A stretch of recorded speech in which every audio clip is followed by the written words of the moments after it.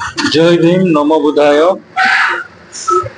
आज 14 एप्रिल बहुत खुशी दिन। समस्त को मो तरफ हार्दिक 14 एप्रिल बाबा साहेब आंबेडकर भारत रत्न तथा विश्व रत्न विश्वज्ञानी तथा समाज सुधारक महान अर्थनैतिज्ञ एवं सोशल इंजीनियरिंग करथिबा जने भारतीय आम समाज ये महान महापुरुष तांकर जन्म दिवस रे मु आपण माननकु अनेक अनेक शुभेच्छा ज्ञापन करुछि। आपण माने आज 14 एप्रिल पालन करुछन्ति किंतु आम देश रे अनेक जाति धर्मर लोक माने बसवास करुछन्ति जोड़ा कि मनुवादी मानक द्वारा चलीथिला किंतु आज एमती एक दिन जहाँकि समानता दिवस भाव पालन करने आमर कर्तव्य।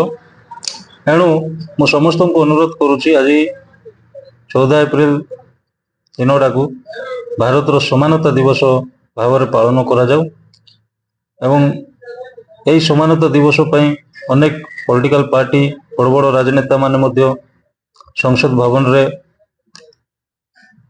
न्याय पाई समानता दिवस पालन पाई अपील मध्य करथिले।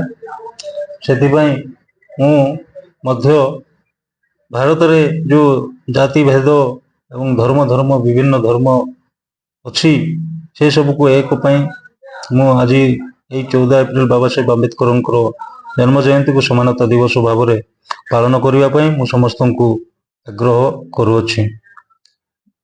आज दिन आम एते खास कहीं आज दिन 14 एप्रिल जो महापुरुष जन्म होते कहीं आम मन पकईवा इतिहास को कहीं आज आम वर्णना करिया यहीटा हूँ आम गर्व और गौरवर दिन। को आम कहीं आजिका दिन में मन पकई ना श्रद्धांजलि व प्रार्थना करवा जी। तो मुझे कहवाक चाहूँगी जे बाबा साहेब जी जो भली कष्ट न्याय पाई लड़ाई करी आम मान को मुक्तिदाता व मुक्ति देले किंतु आम समाज को आज जाए जानी पारुनी द्वारा आमे केते उन्नति होइछे आउ आज समाज रे मुंडो टेकी ठिया होइछे कोन पई से सबुर इतिहास माने कहवा संभव हो पारुनी। एणु आम समाज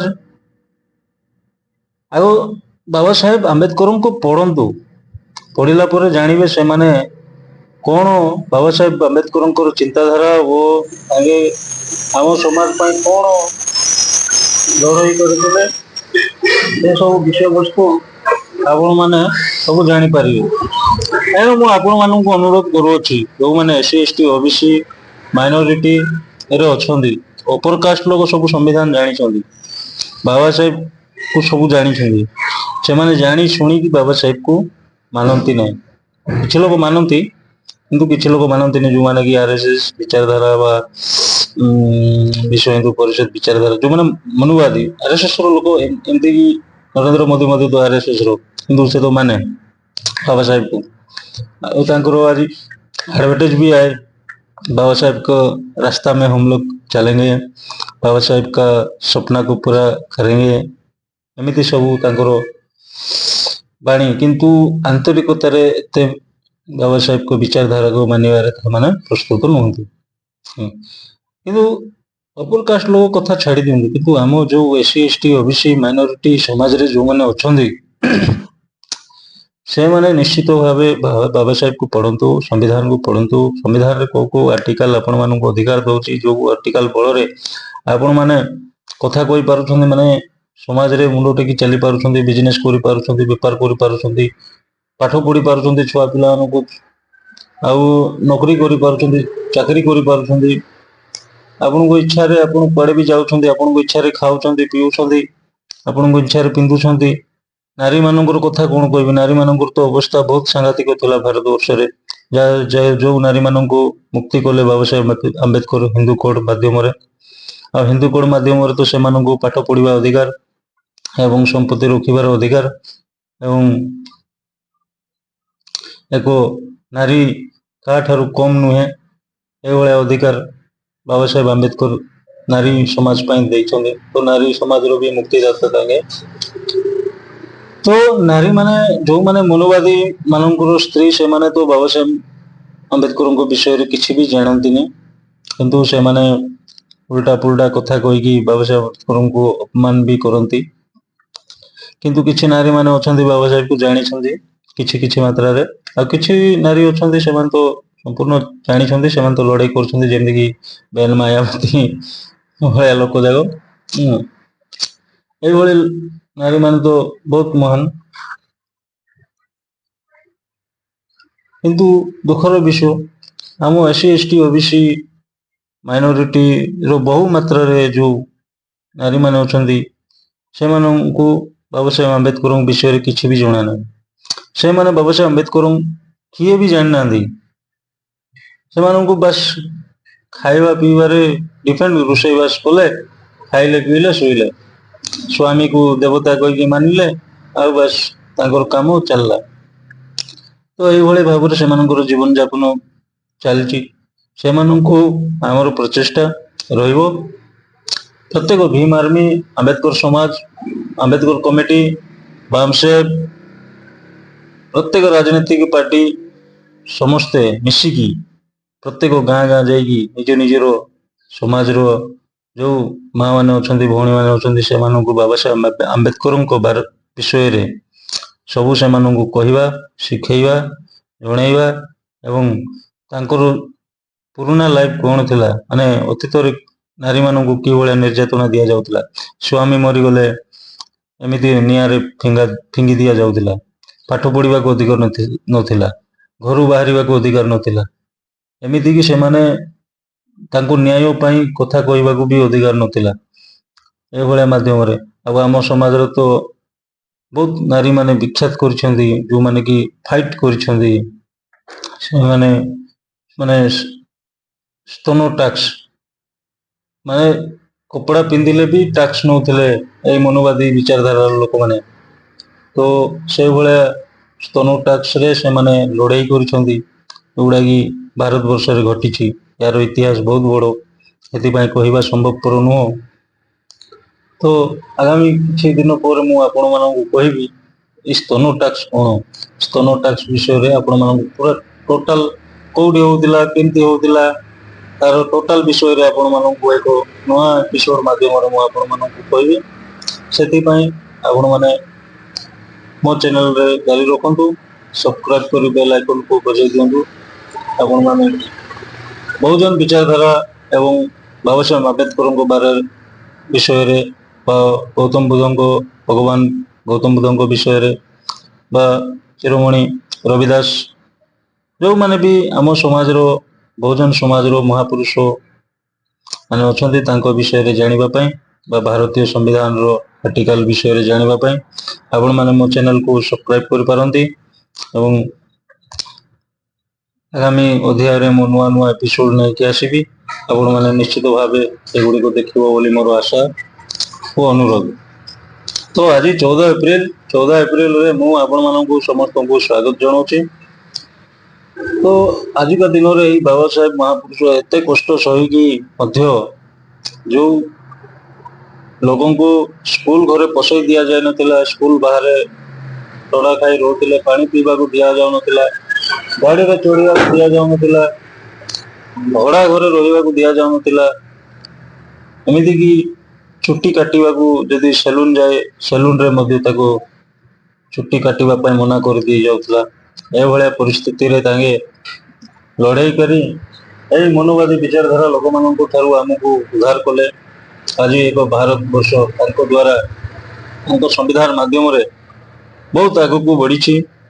କିନ୍ତୁ ଦୁଃଖର ବିଷୟ, ଭାରତ ସରକାର ସମ୍ବିଧାନ 100% ଲାଗୁ କରିପାରୁନାହିଁ। ସେଇଟା ହଉଛି ଆମ ପାଇଁ ବହୁତ ବଡ଼ ଦୁଃଖର ବିଷୟ। 100% ଯଦି ଲାଗୁ କରିଦେଇଥାନ୍ତା ସମ୍ବିଧାନକୁ, ଆଉ ଉପଯୁକ୍ତ ଭାବରେ ଯଦି କାମ ହୁଅନ୍ତା, ତ ଭାରତକୁ ଆମେରିକାକୁ ଟକ୍କର ଦେବାକୁ କିଛି ସମୟ ଲାଗିବନି। ପାଖାପାଖି 1-2 ବର୍ଷରେ ପୁରା ଆମେରିକାଠୁ ଚାଇନାଠୁ ବି ଆଗେଇ ଯିବ। ଶିକ୍ଷା ହଉଛି ମୂଳଦୁଆ ଶିକ୍ଷା, ଯେ ବାବା ସାହେବର ଡାଇଲଗ ଥିଲା, शेर ही शेर का दूध जो पिएगा वो शेर जैसा दहाड़ेगा, ऐसा कुछ बाबा साहेब आंबेडकर डायलॉग थिला। माने बाघर क्षीर जो छुआ खाइबो से बाघ भलिया खाइबो, सेमती शिक्षा शेरनी का दूध है, जो पिएगा वो शेर जैसा दहाड़ेगा। मतलब शिक्षा गोटे एमिति माध्यम, आ शिक्षा जदि जो माने शिक्षा अपनेले, शिक्षा को जिते उच्च शिक्षा नेले से माने सेति ज्ञानी महान पुरुष बनी पारती। एवं शिक्षा ही एक माध्यम मनुष्यर मानविकता को चिन्हिबा पय, आ अन्य कौन रास्ता ना। शिक्षा बिना आ कौन गति ना। आमर शिक्षा अच्छी तो आम पाखे सबकि अच्छी बोली माननीय। से प्रत्येक माँ बापा मानक मु अनुरोध करुच्ची।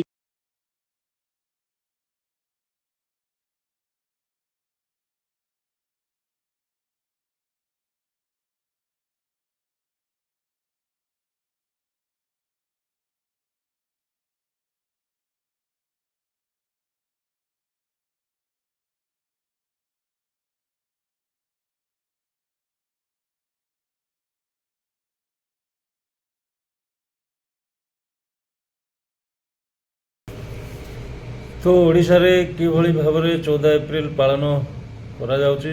ମୁଁ ତ ଓଡ଼ିଶାରେ ନୁହଁ, ବାହାରେ ଅଛି, କାହିଁକିନା ମୁଁ ବର୍ମା ବର୍ଡ଼ରରେ ଅଛି। ସେଥିପାଇଁ ମୁଁ ଆମ୍ବେଦକର ଜୟନ୍ତୀ କେଉଁଠି ଦେଖିବି ଯାଇକି ଆଟେଣ୍ଡ କରିବି। ଆଟେଣ୍ଡ କରିଲେ ମୁଁ ଆପଣଙ୍କୁ ବି ସେୟାର କରିବି। ତ ଓଡ଼ିଶାରେ କେଉଁ ଜାଗାରେ କିଭଳି ଭାବରେ ପାଳନ ହେଲା, ଯଦି ମୋ ଭିଡ଼ିଓ ମାଧ୍ୟମରେ କିଏ ଯଦି ଦେଖିପାରିଲ ମୋ ୟୁଟ୍ୟୁବ୍ ଭିଡ଼ିଓଟି, ତ କମେଣ୍ଟ କରି ମୋତେ ଜଣାଇବେ ତୁମ ଜାଗାରେ ଆମ୍ବେଦକର ଜୟନ୍ତୀ କିଭଳି ଭାବରେ ପାଳନ ହେଲା। ତ ମୋତେ ଟିକେ କମେଣ୍ଟ ମାଧ୍ୟମରେ ଜଣାଇବେ। ବହୁତ ବହୁତ ଧନ୍ୟବାଦ। ଆପଣମାନେ ଏଇ 14 ଏପ୍ରିଲକୁ ବହୁତ ବଡ଼ ଭାବରେ ପାଳନ କରନ୍ତୁ ଏବଂ ଖୁସିରେ ସମସ୍ତଙ୍କୁ ନାଚ ଗୀତର ସହିତ ସମ୍ବିଧାନ ଏବଂ ବାବା ସାହେବ, ତଥାଗତ ଗୌତମ ବୁଦ୍ଧ ଏବଂ ବହୁଜନ ସମାଜ ଯେଉଁଭଳି ଭାବରେ ମାନେ ମନୁବାଦୀଙ୍କ ଦ୍ୱାରା ଅନ୍ୟାୟ ଅତ୍ୟାଚାର ସହୁଥିଲା ଏବଂ ଆମର ଯେଉଁ ନ୍ୟାୟ ଅଧିକାର ପାଇବାର ହକ୍ ଥିଲା ତାକୁ କେମିତି ଛଡ଼େଇ ନିଆଯାଇଥିଲା। ଆମ ଲୋକ ଅତୀତରେ ରାଜା ମହାରାଜା ବଡ଼ ବଡ଼ ଶିଳ୍ପପତି ବିଜନେସମ୍ୟାନ୍ ଏମିତି ସବୁ ବନୁଥିଲେ। ଶିଳ୍ପପତି ମତଲବ ଆଜିକାର ଯେଉଁ ଇଣ୍ଡଷ୍ଟ୍ରି ଅଛି ସେମିତି ଶିଳ୍ପପତି ନୁହଁ। ପୁରାଣା ଜମାନାରେ ଯେଉଁଭଳିଆ ଭାବରେ ଚାଲିଥିଲା, ମାନେ ଆଗ ଶିଳ୍ପପତି ମାନେ କ'ଣ, ଯାହା ପାଖରେ ଜମି ବହୁତ ଥିବ, ଜମିଦାର, ସେଭଳିଆ ଧାନ ଚାଷ, ମାଣ୍ଡିଆ ଚାଷ, ମକା ଚାଷ, ଏମିତି ଯାହା ପାଖରେ ଯେତିକି ଚାଷ ଅଧିକା ହେବ ସେମାନଙ୍କୁ ଆଗରେ ଜମିଦାର ବା ବଡ଼ ବାବୁ କୁହାଯାଉଥିଲା। ତ ସେଭଳି ଭାବରେ ଆମ ଲୋକମାନେ ଅତୀତରେ ଥିଲେ, କିନ୍ତୁ ମନୁବାଦୀମାନେ ସେ ସବୁକୁ ଛଡ଼େଇ ନେଇକି ଆମ ଲୋକମାନଙ୍କୁ ବା ଆମ ସମାଜର SC ST OBC ମାଇନରିଟି ଲୋକମାନଙ୍କୁ କଙ୍ଗାଳ କରିଦେଇଥିଲେ, ଯାହାକୁ କି ଖାଇବାକୁ ମଧ୍ୟ ଭଲରେ ପାଇପାରୁନଥିଲେ। ଏଭଳିଆ ଅବସ୍ଥାରେ ରଖିଥିଲେ, ହଜାର ହଜାର ବର୍ଷ ଧରି ଏଭଳିଆ ଅବସ୍ଥାରେ ରଖିଥିଲେ। ତାକୁ ସେହି ସବୁର ନ୍ୟାୟ ପାଇବା ପାଇଁ ବାବା ସାହେବ ଆମ୍ବେଦକର ଜୋରସୋର ମାନେ ନିଜର ପିଲା ଛୁଆ ପରିବାରକୁ ତ୍ୟାଗ କରି, ତାଙ୍କର ଛୁଆ ସମସ୍ତଙ୍କୁ ତ୍ୟାଗ କରି ସେ ପ୍ରତ୍ୟେକ ସମାଜର ପ୍ରତ୍ୟେକ ବ୍ୟକ୍ତି ପାଇଁ, ନାରୀମାନଙ୍କ ପାଇଁ ଆମର ଭବିଷ୍ୟତ କେମିତି ହେବ ସେସବୁ ପାଇଁ, ନ୍ୟାୟ ପାଇଁ ସଂଘର୍ଷ କରି, ବହୁତ କଠିନ ପରିଶ୍ରମ କରି, ବର୍ଷ ବର୍ଷ ଧରି ତାଙ୍କର ସାରା ଜୀବନ ତ୍ୟାଗ କରି, ପୃଥିବୀର ମହାନ ପୁରୁଷ ଯିଏକି ପୃଥିବୀର ଉଚ୍ଚତମ ଶିକ୍ଷା ଲାଭ କରି ମଧ୍ୟ ଆମ ପାଇଁ ଲଢ଼େଇ କରି ସିଏ ଆମକୁ ନ୍ୟାୟ ଦେଇଛନ୍ତି। ଆଉ ତାଙ୍କ ଚରଣରେ ଆଜି ଆମେ ସମସ୍ତେ କୋଟି କୋଟି ନମନ କରିବା। ତ ମୁଁ ବାବା ସାହେବଙ୍କ ଆତ୍ମାକୁ ଶାନ୍ତି ଜ୍ଞାପନ କରୁଛି। ତ ଏତିକି ମୋର ରିକ୍ୱେଷ୍ଟ, ଯେଉଁମାନେ SC ST OBC ମାଇନରିଟି ଅଛନ୍ତି ସେମାନେ ବାବା ସାହେବକୁ ପଢ଼ନ୍ତୁ ଏବଂ ନାରୀମାନେ, ଯେଉଁମାନେ ମାଆମାନେ, ମାଉସୀମାନେ, ଭଉଣୀମାନେ, ଦିଦିମାନେ, ସେମାନେ ବାବା ସାହେବକୁ ପଢ଼ନ୍ତୁ। ଭାରତର ସମ୍ବିଧାନ କ'ଣ ପଢ଼ନ୍ତୁ, ଭାରତର ସମ୍ବିଧାନ କେମିତି ତୁମକୁ ନ୍ୟାୟ ଦେଉଛି, କେମିତି ତୁମକୁ ପୁରା ସେଫ୍ଟି ସିକ୍ୟୁରିଟି ଦେଉଛି, ତୁମକୁ କିଏ ଜଣେ ଆଙ୍ଗୁଠି ବି ଦେଖାଇ ପାରୁନି। ତ ଭାରତର ସମ୍ବିଧାନ ଅଛି ବୋଲି ଆପଣଙ୍କୁ କିଏ ଆଙ୍ଗୁଠି ବି ଦେଖାଇ ପାରୁନାହାନ୍ତି ବା ଆପଣଙ୍କୁ କିଏ କଥା ପଦେ ଅନାବନା କହିପାରୁନାହାନ୍ତି। ନହେଲେ ଆଗ ତ ଅନୁବାଦୀଙ୍କ ଦ୍ୱାରା ଜୋର ଜବରଦସ୍ତି ନାରୀମାନଙ୍କୁ ଝିକିକି ନେଇକି ଘର ଭିତରେ ଢୁକେଇକି ଅତ୍ୟାଚାର କରାଯାଉଥିଲା, ବଳାତ୍କାର କରାଯାଉଥିଲା। କିଏ କିଛି ବିଚାର କରିପାରିବେ ନାହିଁ, ଯାହା ହେବ ମନୁବାଦୀର ଶାସନ। କିନ୍ତୁ ଏବେ ଭାରତର ସମ୍ବିଧାନ, ବାବା ସାହେବଙ୍କ ନ୍ୟାୟ ଅଛି, ବାବା ସାହେବଙ୍କ ସମ୍ବିଧାନ ଅଛି, ବାବା ସାହେବଙ୍କ ଅନୁସାରେ ଭାରତବର୍ଷ ଚାଲୁଛି। ତ କେଉଁ ନାରୀକୁ କି ଆଙ୍ଗୁଠି ମଧ୍ୟ ଦେଖାଇ ପାରିବେନି, କି ଆଜେ ବାଜେ କଥା ମଧ୍ୟ କହିପାରିବେନି।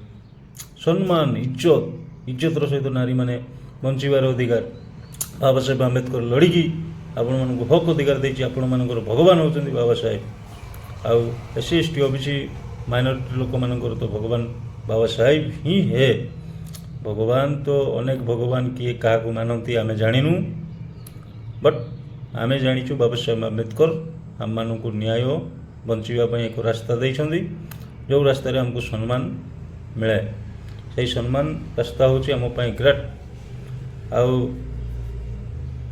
ଆଗ ଭବିଷ୍ୟତ ମାନେ ଅତୀତରେ ଯେଉଁଥିଲେ ଆମ ଲୋକ, ଜୀବନ ରାସ୍ତାରେ ଚାଲିବାକୁ ମନା, କେଉଁ ହୋଟେଲରେ ଖାଇବାକୁ ମନା, କେଉଁ ଦୋକାନରେ କିଣିବାକୁ ମନା, ଭଲ ଡ୍ରେସ୍ ପିନ୍ଧିବାକୁ ମନା, ତ କଥା କହିବାକୁ ଅଧିକାର ନାହିଁ, କେଉଁ ସଭା ସମିତିରେ ଯିବାକୁ ଅଧିକାର ନାହିଁ, ଏଭଳିଆ ଜୀବନ, ବିଜନେସ୍ କରିବାକୁ ଅଧିକାର ନାହିଁ, ପଇସା ରଖିବାକୁ ଅଧିକାର ନାହିଁ, ଜମି କିଣିବାକୁ ଅଧିକାର ନାହିଁ। ଏଭଳିଆ ଜୀବନ କିଛି ଅଛି। କିନ୍ତୁ ଆଜିକା ଦିନରେ ବାବା ସାହେବ ଆମ୍ବେଦକରଙ୍କର ସମ୍ବିଧାନ ଭାରତରେ ଲାଗୁ ଅଛି। ତ ପ୍ରତ୍ୟେକ SC ST OBC ମାଇନରିଟି ଲୋକମାନଙ୍କୁ ମୁଁ ଅନୁରୋଧ କରୁଛି, ଯେତିକି ପାରୁଛୁ ସେତିକି ଶିକ୍ଷିତ ହୁଅ, ଯେତିକି ପାରୁଛୁ ସମ୍ବିଧାନର ଫାଇଦା ଉଠାଅ, ବିଜନେସ୍ କର, ନୋକରି କର, ରାଜନୀତି କର, ରାଜନେତା ବନ, ଆଉ ସମାଜ ପାଇଁ କିଛି ଅବଦାନ କର, ଯେଉଁଟାକି ସମାଜ ପାଇଁ ଉପକୃତ ହେବ, ସମାଜର ମଙ୍ଗଳ ହେବ, ସମାଜର ବିକାଶ ହେବ, ସମାଜର କିଛି ଲୋକ ଉପକୃତ ହେବେ। ତେବେ ତ ଆପଣଙ୍କୁ ମନେ ରଖିବେ ଯେ ଏ ବ୍ୟକ୍ତି ସମାଜ ପାଇଁ ଏଭଳିଆ କାମ କରିଥିଲେ। ତ ବାବା ସାହେବ ଏଭଳିଆ ନ କରିଥିଲେ ଆଜି ଆମେ ତାଙ୍କର ଜନ୍ମ ଜୟନ୍ତୀ ପାଳନ କରିନଥାନ୍ତୁ। ତ ସେଥିପାଇଁ ବାବା ସାହେବ ଆମ୍ବେଦକର ଆମ ପାଇଁ ଯେଉଁ ଲଢ଼େଇ କରିଥିଲେ, ତ ସେଥିପାଇଁ ଆମେ ଆଜି ତାଙ୍କୁ ମନେ ପକାଉଛୁ ବା ତାଙ୍କର ବିଷୟରେ ଚର୍ଚ୍ଚା କରୁଅଛୁ। ତ ତାଙ୍କେ ଯଦି ଲଢ଼ି ନଥାନ୍ତେ, ଅନେକ ଲୋକ ସେ ସମୟରେ ମଧ୍ୟ ଥିଲେ, ତାଙ୍କର ଆଜି ଆମେ କାହାର ଜନ୍ମ ଜୟନ୍ତୀ ପାଳନ କରୁନୁ। କାହିଁକି ବାବା ସାହେବ ଆମ୍ବେଦକରଙ୍କର ଜନ୍ମ ଜୟନ୍ତୀ ପାଳନ କରୁଅଛୁ? ଯେହେତୁ ତାଙ୍କେ ଲଢ଼େଇ କରିଥିଲେ, ଆମ ପାଇଁ କାମ କରିଥିଲେ, ସେଥିପାଇଁ ଆମେ ତାଙ୍କ ଜନ୍ମ ଜୟନ୍ତୀ ପାଳନ କରୁଅଛୁ। ସେମିତି ସମାଜର ସବୁ ବର୍ଗର ଲୋକମାନଙ୍କୁ ମୁଁ ଅନୁରୋଧ କରୁଛି, ଆମେ ମଧ୍ୟ ସମ୍ବିଧାନର ଫାଇଦା ଉଠାଇକି ରାଜନୀତି କର, ଶିକ୍ଷିତ ହୁଅ, ନୋକରି ଚାକିରି କର, ବାଣିଜ୍ୟ କର, ଇଣ୍ଡଷ୍ଟ୍ରି ବନାଅ, ସବୁ କିଛି କର, ପ୍ଲେୟାର୍ସ ବନ, ସିଙ୍ଗର, ଆକ୍ଟର, ଆଙ୍କର, ନ୍ୟୁଜ୍ ରିପୋର୍ଟର, ଆଡ଼ଭୋକେଟ୍, ଜଜ୍, ସବୁ କିଛି ବନ। କିନ୍ତୁ ସମାଜକୁ ଭୁଲି ଯାଉନି। ସମାଜ ପାଇଁ କିଛି କାମ କର ଏବଂ ସମାଜର ହିତ ପାଇଁ, ସମାଜର ମଙ୍ଗଳ ପାଇଁ କିଛି କର।